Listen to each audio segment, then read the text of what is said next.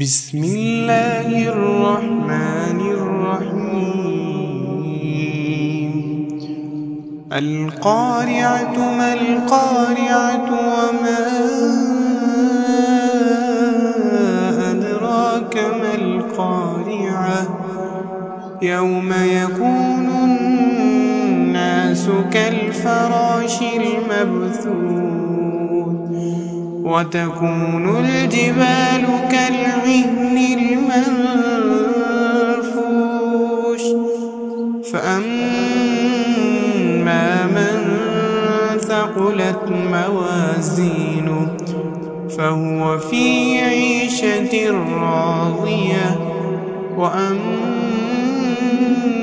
من خفت موازينه فأمه هاوية وما